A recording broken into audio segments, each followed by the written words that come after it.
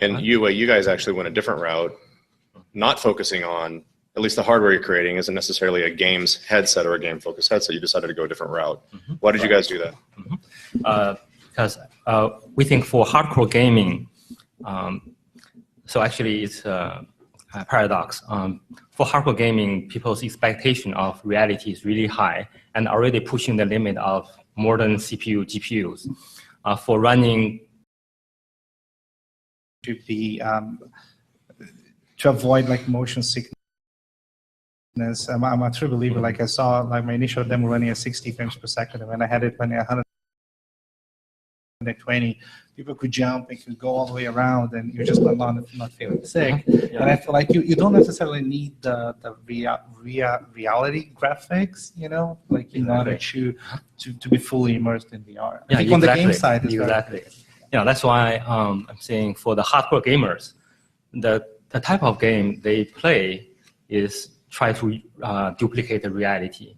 So for this kind of applications, VR is harder to get big advantage.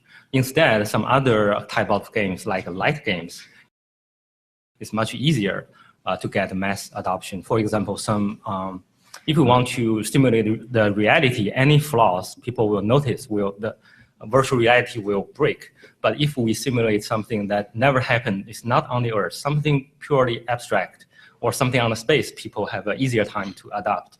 Even with some flaws, people will think, oh, maybe that's the way it is. So, and for us, we think, we already see many other applications of VR, for example, education, communication, and the theme parks, business, like showcase a new product to the clients, real estate. There are so many different applications.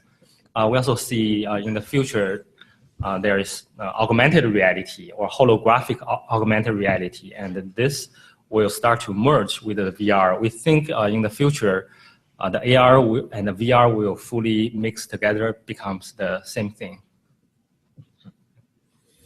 So these are, did you want to chime in? Before we toss it back to these guys, I'd like to just ask, especially, we'll start here, from the hardware developer that's doing a almost openly non-gaming headset.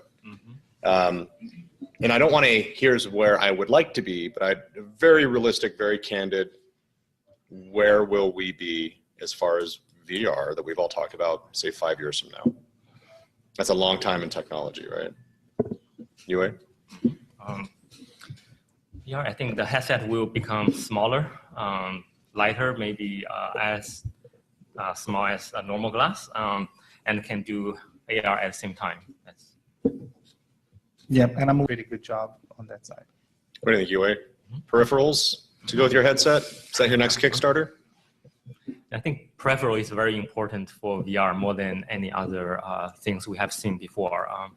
And I think because different people, different use case will be more than, even for just treadmill, maybe there will be more than one company providing slightly different solutions.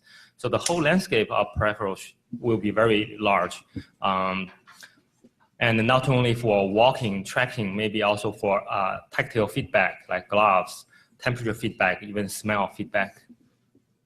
Question. I also thought about this, that's due to a big difference between virtual reality and other kind of media we used before.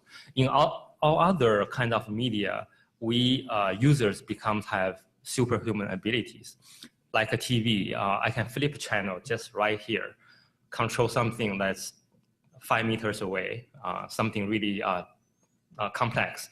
But in virtual reality, we try to simulate reality. We become normal human. We lost all the superhuman abilities. Everything we need to grab, everything we need to see or move is a real scale, one-to-one scale. That's why something in virtual reality will become more difficult than traditional media, like shooting game.